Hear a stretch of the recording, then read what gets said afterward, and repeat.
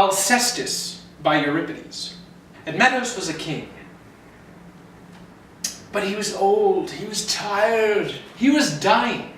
That wasn't until he struck a deal with the Greek gods. Quick segue on Greek gods. Hephaestus, god of metalwork. Aphrodite, god of love. Dionysus, god of theater. Zeus, the father of all gods and men.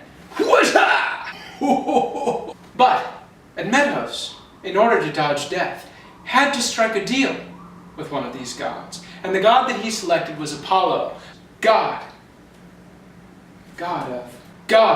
of reason. The deal, however, came with a price. Death would come knocking on Admetus' door. But it wouldn't take Admetus, so he thought, great, dodged a bullet. And so death came, rattling at their door, and he pointed his long and scraggly finger, and he said, Admetus, who will come with me to the hall of Hades in your stead? They looked around the room. Who would go in Admetus' stead? That was the price. Alcestis stepped forward. She said, take me, take me.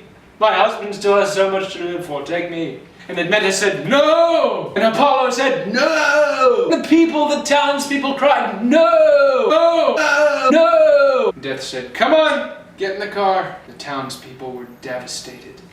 They wept in the streets. Admetus was mortified. And as Alcestis was leaving in the car with Death, she rolled down the window and she said, I love you so much. Love me in my death. Let me be your only wife. Never love again. And Admetus said, I will never love again. And he barred the windows and he barred the doors. And Apollo, grief-stricken at what had transpired, looked down and said, Admetus, there will be a man who can right this wrong. He will come to you in 2 weeks' time.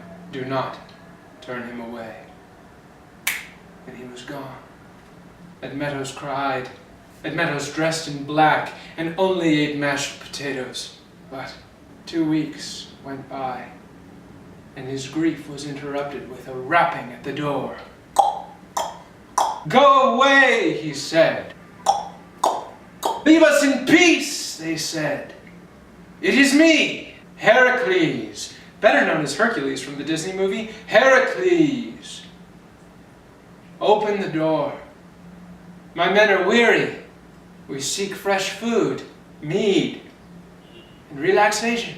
Admetus opened the door, for he could not shun an old friend and a war hero and the son of Zeus, only a demigod, but stronger than any man, flying around on a Pegasus, a flying horse. Heracles. Heracles was a young chap. He was used to getting things his way. He was the strongest man in the world, the son of the father of all gods and men, and, you got it, flies on a flying horse, pretty much the coolest guy ever. So he liked to party, and he threw a party.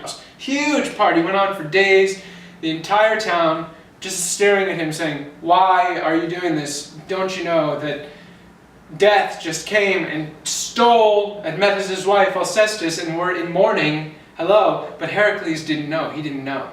But he started to figure out that, you know what, maybe not everything is right. You know, there aren't as many piñatas around as usual. Things aren't really going the way that I'd planned. Admetus seems like he's in a really bad mood. I can't really figure that out. So he kind of got the picture. Hey, sorry, Admetus, are you in there? Heracles. I'm just wondering, what's up, man? This isn't the kind of party that I came to have. I mean, I thought we were going to have a good time. It's been on the books, and you know, I'm excited to see you, excited to be off the road. What gives? Admetus said, oh, I can't tell you. I cannot tell you. No, I cannot. I'm in grieving. Heracles said, clearly, but why? What happened? And now most Greek plays have a chorus, and that's supposed to be kind of the voice of the people, and the voice of the people influences the people on stage who tell the story. It tells them, it's kind of their conscience, really. It's a chorus, but they don't sing. But they could sing, but they're not singing. In this moment, the Greek chorus steps forward and says, how stupid are you, Heracles? His wife has been taken by death. Heracles said, he's really embarrassed because he's been throwing this massive blowout party the whole time, and here his host, Admetus, is totally depressed. I mean, his wife has been taken by death. So, Heracles resolves, I, Heracles, son of Zeus, strongest man in the world, fly on a winged horse, will save Alcestis from death. What does he do? He's Heracles. He keeps his word. Goes down to the halls of Hades, snatches up Alcestis, says, guys, you can't have her. All right, she's a good lady. And she's young and beautiful. You can't, it's not time. This isn't the right time, okay? It's not the right time. Anyway, grabs her up, heads right back up to Admetus' house, does a little trickery, has her in a veil, says, Admetus, come on out here. I found this beautiful new bride. And Admetus says, no, no, no, no. I will only ever love my one true love, Alcestis. Wow, that's crazy because, boom, this is Alcestis. Whoa, I'm alive. It's a happy ending. There are a couple of minor details where she can't really see when she first comes out of Hades because it's so dark down there, and that's been crippling to her in the last couple of weeks. But that just raises away in the next 3 days, and she's fine, and the family's fine. I'll tell you what we learned. We learned, 1, do not sell out your loved ones to death.